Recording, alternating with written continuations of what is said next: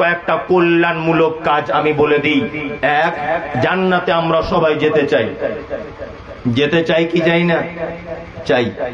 এক, আল্লাহর নবীর কাছে একজন ছেলে এসে বলছেন, ইয়া রাসূলুল্লাহ, আমি জান্নাতে যাব, দয়া করে আপনি আমাকে কল্যাণকর কিছু কাজ বলে দেন, আমাকে কিছু আমল বলে দেন। হাদিসটা হলো এই, দুল্লানি আলা আমালিন ইজা আমিলতাহু ফাদাখালতুল জান্নাতা ওয়ালা তা'বুদুল্লাহ ওয়ালা তুশরিক বিহি শাইআ ওয়া তুকিমুস সালাতিল মাকতুবাতা ওয়া তুতিজ যাকাতিল মাফরুজাতা ওয়া তাহুজ্জাল বাইত।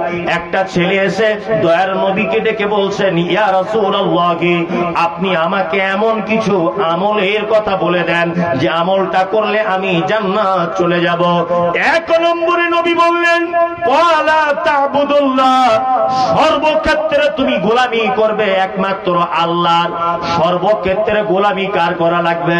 কার? আল্লাহর। রুজির মালিক কে? আল্লাহ। হায়াত মাউতের মালিক কে? আল্লাহ। সুস্থতা অসুস্থতার মালিক কে? আল্লাহ। খেতে দেওয়া ভুকায় থাকার মালিক কে? আল্লাহ। এক কথায় নবী বলেছেন, খায়রিহি ওয়া শাররিহি মিনাল্লাহি তাআলা, ভালো মন্দ যা কিছু হবে সব কিছু ভরসা রাখতে হবে কার উপরে? আল্লাহর উপরে ভরসা রাখতে হবে। দয়ার নবী বলছেন, তা'বুদুল্লাহ, এই তুমি যদি জান্নাত যেতে চাও, সর্বপ্রথম তোমার কাজ সর্বক্ষেত্রে আল্লাহর গোলামি করবে। দুই, ওয়ালা তুশরিক বিহি শাইআ, শিরিক করে দিও না।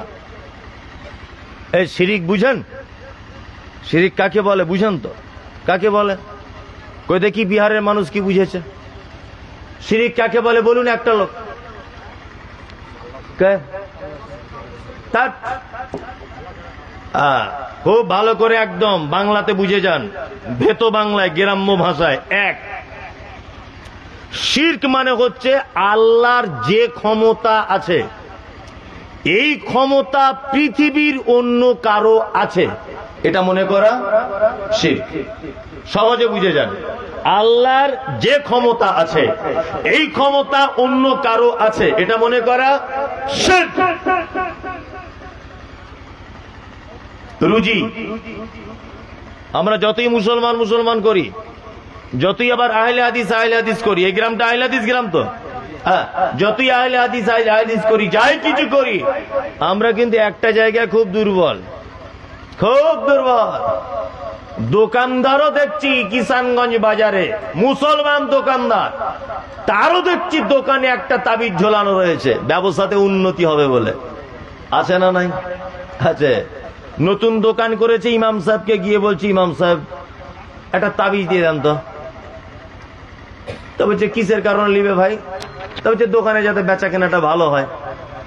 তা বলছে ঠিক আছে 500 টাকা দিয়ে দাও, তাবিজ দিয়ে দেবো, মারাত্মক বেচা কেনা হবে। তা 500 টাকা নিয়েছে ইমাম সাহেব, ওকে একটা তাবিজ দিয়ে দিয়েছে। ইমাম সাহেব বলে দিয়েছে যে ক্যাশ বাক্সতে রাখবে, আর না পাল্লার তলাতে চিটিয়ে দিবে আঠা দিয়ে। ও তাই করেছে। এখন ওর লোকটা জিজ্ঞাসা করছে, ইমাম সাহেব কেমন বেচা কেনা বাড়বে? তা বলছে পাড়ায় যে আরো 5টা দোকান আছে সব বন্ধ হয়ে যাবে আস্তে আস্তে, সব কাস্টমার তোমার দোকানে চলে আসবে, এমন ব্যবসা তোমার চলবে। তা আমি মনে মনে ভাবি, পাগল তো আর গাছে ধরে না। ইমাম সাহেবের তাবিজে যদি ওর দোকানে এত বেশি বেচা কেনা হয়, তো ইমাম সাহেব কেন আজকে 3200 টাকা ইমামতি করে? ও তো মসজিদের সেক্রেটারিকে একটু তাবিজ করে নিজের বেতনটা 10,000 করে নিতে পারে, পারে কি পারে না? মানে ওর তাবিজে অন্য লোকের কাজ হয়, নিজের কাজ হয় না। কি বলছি বুঝতে পারছেন না? মানে বোকার তো সমাজে ধরে না, সব শির, বুঝলেন না? এই যে হাতে লাল সুতো, কালো সুতো, এই যে আঙুঠিতে পাথর, এসবগুলো কি সব শির। খুব সাবধানে থাকবেন, শির সব থেকে বড় গুনাহ। আল্লাহ রাসূল সাল্লাল্লাহু আলাইহি ওয়াসাল্লাম বলছেন, শির করো না, জান্নাত যাবে। 3, ওয়াতুকিমুস সালাতিল মাকতুবাতা, ফরজ নামাজ, ফরজ সালাত ছেড়ে দিও না। যারা এখানে এত রাত পর্যন্ত বসে আছেন, এই আমার দিকে ফিরুন আপনারা। আপনাদেরকে এবার কয়েকটা মূল্যবান কথা বলি। আচ্ছা বলুন তো, টুপি পরা, এই যে টুপি, এটা পড়া কি জানা আছে? এটা পড়া কি বলুন? মাথা লাগছেন যে হ্যাঁ জানি, তো বলুন। হ্যাঁ মানান, ঠিক বলেছেন। টুপি পরা সুন্নত নয়, ফরজও নয়। কি বললাম বুঝলেন না? এটা কি সৌন্দর্য, তাই তো? এটা একটা সৌন্দর্য। আচ্ছা, একটা লোক পাছার কাপড় খোলা, এই দিকে মাথায় টুপি পরে বসে আছে। আচ্ছা বলুন তো, লোকটাকে পাগল বলবে না খুব বুদ্ধিমান বলবে? বুদ্ধিমান না, পাগল, তাই তো? পাগল। হ্যাঁ, মেয়েদের আমি একটা ব্যাপার দেখি, রমজান মাসে রোজা করার পরে শাওয়ালের 6টা রোজা করতে হয়, করতে হয় না? মেয়েরা দেখবেন নফল রোজাগুলো বেশি করে করে, ছেলেরা ভুলে যায়, মেয়েরা বেশি করে, করে না? করে। নফল রোজা, নফল নামাজ ওরা বেশি বেশি করে, আমার মায়েরা, তাই না? হ্যাঁ, মায়েরা নফল রোজা করে জান্নাত যেতে চায়, কিন্তু পর্দা করে জান্নাত যেতে চায় না। ঠিক কত বড় বোকা! নফল রোজা না করলেও 10 পয়সাও কোনো গুনাহ নেই, আছে? নাই, করলে নেকি হবে, তাই না? কিন্তু পর্দা ফরজ না সুন্নত না নফল? ফরজ। ও ফরজটা মানতে রাজি নয়, নফল মেনে জান্নাত যেতে চায়, তাই না? এবার আপনাদেরকে বলছি, যারা আপনারা এখানে বসে আছেন, আচ্ছা কিসের উদ্দেশ্যে বসে আছেন? নেকির উদ্দেশ্যে। হ্যাঁ, এবার আপনাদেরকে একটা কথা বলছি, কারা কারা আজকে এশার নামাজ পড়েছেন হাত তুলুন তো, তুলুন, সত্যি কথা তুলবেন। দেখছেন, তার মানে গোনা যাচ্ছে এখানে প্রায়, হ্যাঁ, তার মানে এখানে মনে হয় 200 লোক থাকলে 100 লোক পড়েনি। কি বললাম বুঝলেন? 100 লোক পড়েনি, অথচ ও বসে আছে এখানে জলসা শুনছে নেকি পাবে বলে, তাই না? নেকির জন্য বসে আছে এখানে। আচ্ছা বলুন তো, এই নেকির গুরুত্ব বেশি, জলসা শোনার গুরুত্ব বেশি, না ফজর আপনার এশার জমাতে সালাত আদায় করার গুরুত্ব বেশি? এশার জমাতে সালাত আদায় করার গুরুত্ব বেশি, বেশি না? বেশি। তাহলে আমরা শুধু সস্তায় জান্নাত যেতে চাই, সস্তায়। এই যে মৌলভী সাহেবরা বলে দিয়েছে, দান করছে একজন 10,000, তো এমন দোয়া করছে মনে হচ্ছে জান্নাতের জায়গা নাই, এমন দোয়া করছে মানে ঠেলে ঢুকিয়ে দিচ্ছে ওকে। হ্যাঁ, কি বলছি বুঝতে পারছেন না? আবার এমন লোক মারাত্মক দোয়া, এখন ও নামাজ পড়ুক না পড়ুক, ও ভাবছে ওরে বাবা এত বড় বক্তা আমার জন্য দোয়া করছে মানে তো হয়ে গেল, মনে মনে ভাবছে। কিন্তু আমি মমতাজুল ইসলাম বলছি, ওকে আমরা দোয়া করেছি বটে, কিন্তু সঠিক রাস্তা বলে দিতে পারিনি। খুব আফসোস, এগুলো সঠিক রাস্তা বলে দিতে পারিনি। যে ভাই, তোমার দানের ভিতরে শুধু জান্নাত নেই, তোমার দানের ভিতরেই তোমার কল্যাণ নেই, তোমার যাবতীয় কল্যাণ সালাতের ভিতরে, নামাজের ভিতরে রয়েছে। এটা আমরা বলতে পারিনি। কি বললাম বুঝলেন না? আল্লাহ নবী সাল্লাল্লাহু আলাইহি ওয়াসাল্লাম ছেলেটাকে বলছেন, এই তুমি যদি জান্নাত যেতে চাও ফরজ নামাজ ছেড়ে দিও না। আমাদের বাজারে 4 কোয়ালিটির নামাজি দেখতে পাওয়া যায়। এই ভাই, আমি 10-15 মিনিট আর আছি, তারপর চলে যাব, দয়া করে আপনারা আমার দিকে ফিরুন। এক, আমাদের সমাজে 4 কোয়ালিটির নামাজি পাওয়া যায়। কত কোয়ালিটির? 4।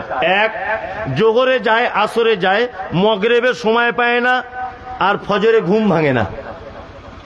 এরকম এক কোয়ালিটি আছে, আছে না নেই? আছে। আর একটা কোয়ালিটি আছে, শুধু জুম্মার দিনে যায়। আপনাদের বিহারে অবশ্য এরকম লোক নেই, আমাদের ওদিকে আছে। আপনাদের এদিকে আছে? আছে না? বলবো না, আমি বললে অসুবিধা আছে। আচ্ছা, আর এক কোয়ালিটির লোক, তারা কি করে? তারা শুধু ঈদুল ফিতর, ঈদুল আযহা, দুটো ঈদে যায়, কি না? আর এক কোয়ালিটির 4 নম্বরের নামাজিকে 5 ওয়াক্তই পড়ে, কিন্তু না বুঝে না জেনে পড়ে। যদি বলছে মৌলভী সাহেব 5 ওয়াক্ত পড়ে, না জেনে না বুঝে পড়ে? হ্যাঁ, না জেনে না বুঝে পড়ে। চাচা, ও চাচা, বয়স কত? বলছে বয়স আমার 65 বছর বাপ। আচ্ছা ঠিক আছে বাপ, একটু বেতের নামাজের দুয়ায় কুনুতটা বলুন তো। তা বয়স্ক লোকটা তখন বলছে, অত বড় দোয়া কি আর মুখস্থ করতে পারি? চোখের জ্যোতি কমে গেছে, ব্রেনের ক্ষমতা কমে গেছে, এত বড় দোয়া মুখস্থ করে কি করে করবো বাপ? ওই যেমন তেমন করে চালাই। ওকে 2 টাকা কম দিয়ে দেখুন, ও ঠিক বুঝতে পেরে যাবে। কোন দোকানদার ওকে 2 টাকা কম দিক, ও বুঝতে পেরে যাবে। ও সব জ্ঞান আছে। জমির আল বুঝেন? আলি বুঝেন তো? হ্যাঁ, কি করে পরের জমি আলি কেটে নিজের জমি বাড়াতে হয়, চাচার এই জ্ঞান আছে। কিন্তু চাচা নামাজের দুয়া জানে না। এই আর এক ডুপ্লিকেট লোক, ও দেখবেন, চাচা আচ্ছা রুকু থেকে উঠে কি দোয়া বলতে হয়? বলছে জানি না বাপ। তবে নামাজ পড়ি। ও দেখবে রুকু থেকে উঠে সেজদাতে গিয়ে বেতের নামাজে দোয়া করছে, দোয়া কোনো ঠোঁট নাড়ছে। তা মনে মনে বলি, চাচা তুমি যখন দোয়াই জানো না, ঠোঁট নাড়াও কি বলে? তার মানে আল্লাহর ঘরে গিয়েও চিটারি করছে। আসসালামু আলাইকুম ওয়া রাহমাতুল্লাহি ওয়া বারাকাতুহু। বন্ধুরা, একটি ইউটিউব চ্যানেল লঞ্চ করা হয়েছে নতুন, Islamic SK TV YouTube channel. এই চ্যানেলটিকে বেশি বেশি করে সাবস্ক্রাইব করবেন, লাইক করবেন, শেয়ার করবেন। কি বলছি বুঝতে পারছেন না? আল্লাহর ঘরে গিয়েও 2 নম্বরই হল। ও যে দোয়া জানে না, প্রত্যেক জায়গাতে গিয়ে দেখবেন ঠোঁট লাগছে না, কি লাগছে না, তাহলে ও বলে কি? এখনো টাইম আছে আপনাকে ভাই, বলে দিচ্ছি, একটা দুয়ার বই কিনে অন্তত সলাতের ভিতরে যে দোয়াগুলো মারাত্মক ভাবে প্রয়োজন, এই দোয়াগুলো আপনি মুখস্থ করে নেন। আর কতদিন এরকম 2 নম্বরই করে চলবে? চলবে কতদিন চলবে 2 নম্বরই করে? শুনুন, এবার আপনাকে আর একটা কথা বলে দিই। কথা হচ্ছে এই, যারা একক তো পড়েন আর একক তো ছাড়েন, আপনাদের ব্যাপারটা ঠিক তেমন। আপনাদের এখানে মাধ্যমিক পরীক্ষা হয়, বিহারে হয় না? হয়। আপনার ছেলে মাধ্যমিক পরীক্ষা এবারে দেবে, 5টা বিষয়ে পরীক্ষা হবে, 5টা বিষয়ে, তাই না? 4টে বিষয়ে আপনার ছেলে 100 পেয়েছে, আর একটা বিষয়ে আপনার বেটা 0 পেয়েছে। বলুন তো, যেদিন রেজাল্ট আউট হবে আপনার ছেলে পাস না ফেল? ফেল, তাই না? 4টেতে কিন্তু 100, আর একটাতে 0, এই কারণে ফেল। আপনি জোহরে গেছেন 100 নাম্বার, আসরে গেছেন 100 নাম্বার, মগরিবে গেছেন 100 নাম্বার, এশাতে গেছেন 100 নাম্বার, ফজরে ঘুম ভাঙিনি তাই যায়নি। ঘুম ভাঙিনি যায়নি ঠিকই আছে, ঘুম যখন ভেঙেছে তখন তো অন্তত নামাজটা পড়ে নিবে, তাও তো পড়েনি। কি বলছি বুঝতে পারছেন না? তার মানে বোঝা গেল ও বেনামাজিদের তালিকায় আছে। বিনীত অনুরোধ, সলাত ছেড়ে দিয়েন না। সলাত অর্থাৎ নামাজ বাদ দিয়ে আপনি যত রকমের জান্নাতে যাবার রাস্তা দেখছেন, সমস্ত রাস্তাটাই ভুল হয়ে যাবে। কি বললাম বুঝলেন? নামাজ বা সলাত ছাড়া জান্নাত যাওয়া যাবে না। এই মমতাজুল ইসলাম আমার ছেলে আমাকে বলছে, আব্বু আমি মিলিটারির চাকরি করব। আমার ছেলে আমাকে বলছে, ঠিক আছে মিলিটারির চাকরি কর, কোনো সমস্যা নেই। আমার ছেলে মাঠে দৌড়িয়েছে ফার্স্ট, আমার ছেলে লিখিত পরীক্ষা দিয়েছে ফার্স্ট, আমার ছেলে মৌখিক পরীক্ষা দিয়েছে ফার্স্ট, আমার ছেলে যত রকমের পরীক্ষা দিয়েছে সব ফার্স্ট, একদম ফার্স্ট। শেষ পরীক্ষা হচ্ছে এই যে হাইটটা মাপা চলছে। আমার ছেলের যখন ফিতে নিয়ে অফিসার মাপছে তখন দেখছে 3.5 ফুট আমার ছেলের সাইজ। আচ্ছা বলুন তো, জীবনে কোনোদিন মিলিটারিতে চান্স পাবে? পাবে না। আমার ছেলে স্কুল মাস্টার হতে পারবে, আমার ছেলে উকিল হতে পারবে, আমার ছেলে আপনার কি বলবো মাস্টার হতে পারবে, আমার ছেলে বিডিও হতে পারবে, আমার ছেলে অন্যান্য ডিপার্টমেন্টের কাজ করতে পারবে, কিন্তু আমার ছেলে 3.5 ফুট হাইট মিলিটারির চাকরি কিয়ামত পর্যন্ত হবে না। এই চাকরির মূল শর্তটা কি? হাইট ভালো হতে হবে, ফিগার ভালো হতে হবে, গায়ের শক্তি ভালো হতে হবে, তাই না? তবেই তো তোমাকে মিলিটারিতে চান্স দেবে। মনি সাহেব, মাদ্রাসার আদায় হচ্ছিল, 50,000 টাকা দিয়ে দিয়েছি, আলহামদুলিল্লাহ খুব ভালো কাজ করেছেন। রাস্তাতে মৌলভী সাহেব যায়, আসসালামু আলাইকুম বলি, খুব ভালো কাজ। আত্মীয়তার সম্পর্ক খুবই ভালো, আলহামদুলিল্লাহ কোনো অসুবিধা নাই। শুধু মৌলভী সাহেব আমি নামাজটা পড়ি না, আমার কি কোনো ক্ষতি হবে? তোমার ক্ষতি এতটুকুই হবে যে তুমি আল্লাহ জান্নাত থেকে বঞ্চিত হবে। কি বললাম বুঝলেন? আপনি আমার দিনী ভাই, মসজিদে আসুন, সালাত আদায় করুন। নাম্বার 4, আল্লাহ নবী সাল্লাল্লাহু আলাইহি ওয়াসাল্লাম তিনি বলছেন, ওয়াতুকিমুস সালাতিল মাকতুবাতা ওয়া তুতিজ যাকাতিল মাফরুজাতা। শোনো যুবক, তুমি যদি জান্নাত যেতে চাও তুমি তোমার মালের যাকাত দিয়ে দাও। 5, মক্কা থেকে যাওয়া আসার মতো টাকা যদি তোমার কাছে থাকে তাহলে তুমি একবার হজ করে নাও, তাহলে তুমি জান্নাত চলে যাবে। যুবক ছেলেটি বলছেন, ইয়া রাসূলুল্লাহ আমি এর থেকে কমও কিছু করব না, এর থেকে বেশিও কিছু করব না, আমি কি জান্নাত যাব? আল্লাহ রাসূল বলছেন, তুমি যদি 5টা কাজের উপর অটুট যদি থাকতে পারো অবশ্যই তোমার জন্য জান্নাত অপেক্ষা করছে। রাত্রি এখন অনেক, তো প্রায় 1:30 বেজে গেছে।